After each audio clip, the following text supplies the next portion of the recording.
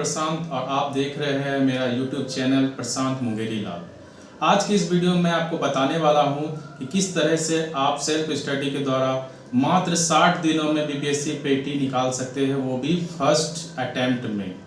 इसके लिए आपको मेरे कुछ बातों को ध्यान देना होगा। अगर आप देखें तो बीपीएससी का ये पैटर्न रहा है कि हर एक बीपीएससी में कितने कितने प्रश्न आते हैं।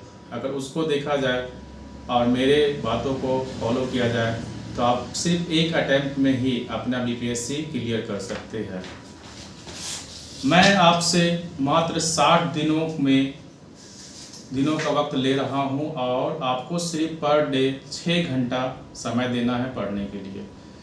बहुत सारे लोग बोलते हैं कि इसके लिए आपको 12 से 15 घंटा पढ़ना पड़ता है, लेकिन नहीं, मैं आपसे सिर्फ 6 घंटा का वक्त लूँगा। उस 6 घंटा को कैसे मैनेज करना है वो आप पे निर्भर करेगा कि आप कब फ्री रहते हैं। आप सुबह में, दोपहर में, शाम में, रात में 2-2 घंटा कभी भी निकाल के आपको 6 घंटा पढ़ना होगा। आपको जो है 2 बात एकदम गांठ बांध लेनी होगी कि सबसे पहले हमको विद्वान नहीं बनना है। हमें सिर्फ सभी टॉपिक के बारे में कुछ कुछ जानना चाहिए। विद्वान बनना है तो आप विद्वान बनते रह जाइए और आपका पीटी क्लियर नहीं होगा। दूसरी बात कि आप ना पढ़ाई में हमेशा ईमानदारी बरते, क्योंकि अगर आप ईमानदारी नहीं बरतते हैं तो सिर्फ और सिर्फ आपका ही लॉस होगा। इसलिए पढ़ाई में हमेशा ईमानदारी बरते। ऐसा नहीं हो कि पढ़ने के लिए बैठे और आप अपना मोबाइल चला रहे हो, यूट्यूब व्हाट्सएप देख रहे हो, तो इससे आपको नुकसान होगा। आप अपना कुछ महीना का कीमती वक्त अगर दे देते हैं तो आपका जीवन भर आप अच्छे से रह सकेंगे, आपको कुछ भी करने की ज़रूरत नहीं होगी। इसके लिए हमने एक पुस्तक जो कि इतिहास के लिए है, पूर्वालोकन, उसको प्रिफर्ड किया है, जिसके द्वारा आप जितने भी इतिहास है, चाहे वो प्राचीन हो, मध्यकालीन हो, आधुनिक हो, तीनों इससे काम चला जाएगा। दूसरा बुक हमारा विज्ञान के लिए है। इसके द्वारा आप भौतिकी, रसायन और जीव विज्ञान के आने वाले सभी प्रश्न को इसी से हैंडल कर लेंगे। इसके अलावा अगर आप चाहें तो भूगोल के लिए और राजनीति विज्ञान के लिए भी पूर्वालोकन ले सकते हैं। इससे आपका काम चल जाएगा। अगर बिहार की बात करें तो बिहार के लिए बहुत सारा बुक है, लेकिन आप कोई भी पतली बुक, ये हम अरिहंत का यूज कर रहे हैं, आप चाहे तो लूसेंट का भी यूज कर सकते हैं। करेंट अफेयर के लिए आप जो भी प्रयोग कर रहे हैं अपने पहले से, उसी को ही आप प्रयोग करें, लेकिन एक ही का प्रयोग करें। ऐसा नहीं हो कि अलग अलग चैनल ने आपको बोला है कि ये अच्छा होता है, वो अच्छा होता है, वो नहीं। आपको जो अच्छा लगे वो पढ़े और उसको शुरू से अंत तक चाहे तो 3 बार 4 बार जरूर पढ़ ले। उसके अलावा आप जो है पर डे डेली न्यूज़पेपर भी पढ़ते रहे, क्योंकि कुछ ऐसी जानकारी होती है जो आपको करेंट अफेयर में नहीं मिलती है। अब हम लोग रूटीन कैसे तैयार करेंगे, क्योंकि रूटीन तैयार करना ही सबसे महत्वपूर्ण खेल होता है इसके लिए। तो आप जो है एक सब्जेक्ट को, जैसे कि विज्ञान है, भौतिकी है, फिर रसायन विज्ञान है, फिर जीव विज्ञान है, तो एक दिन में आपको सिर्फ कोई एक पढ़ना है। चाहे भौतिकी पढ़ लीजिए या रसायन विज्ञान पढ़ लीजिए या जीव विज्ञान पढ़ लीजिए। फिर दूसरे दिन उसका अल्टरनेट कर दीजिएगा कि वो जो पढ़े वो नहीं पढ़ना, दूसरा पढ़ना है। उसी प्रकार इतिहास में भी आप प्राचीन, मध्यकालीन और आधुनिक के अनुसार अलग अलग दिन में अलग अलग उसको शेड्यूल बनाइएगा।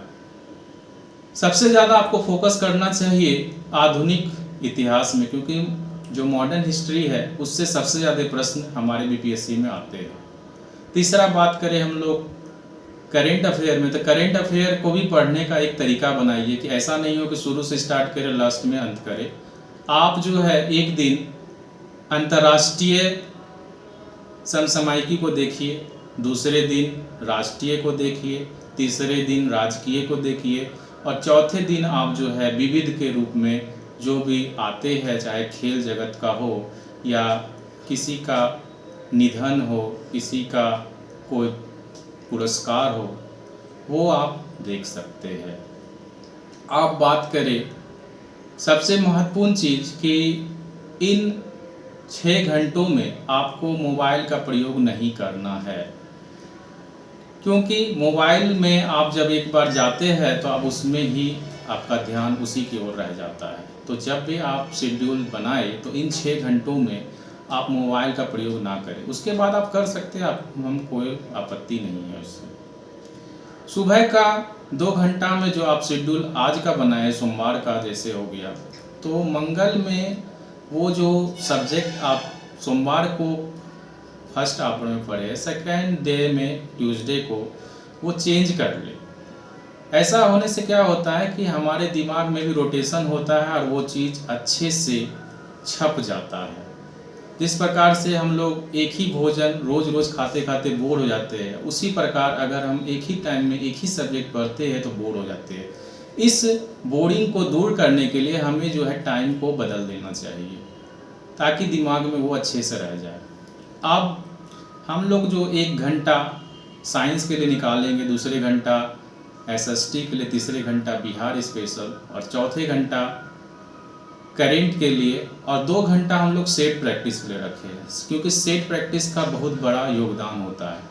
बिना सेट प्रैक्टिस के आप जो है अपना ना टाइम मैनेजमेंट कर पाएंगे, ना नया चीज़ सीख पाएंगे। इसलिए रोज़ आपको किसी भी पब्लिकेशन का सेट प्रैक्टिस कर लेना चाहिए और उसको मिलान कर लेना चाहिए। जो भी आपको उसमें गलती हो गई हो उसको कॉपी में लिख के याद कर ले या टिक मार ले उसको और दोहरा ले। उससे आपका धीरे धीरे जो है कैपेसिटी बढ़ना शुरू हो जाएगा। 1 घंटा जो आप ले रहे हैं हर सब्जेक्ट के लिए, तो 1 घंटा ही आपको पढ़ना नहीं है, बल्कि आधा घंटा ही उसको पढ़ना है और 20 मिनट उस चीज़ को लिखना है और 10 मिनट आईने के सामने उसको बोलना है।